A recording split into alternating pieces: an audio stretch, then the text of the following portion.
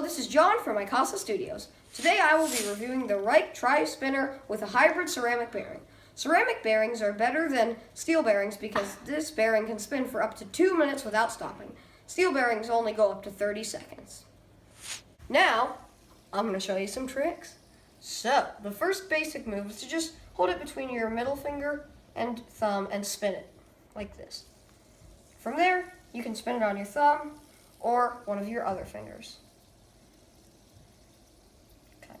You can also toss it from hand to hand like this.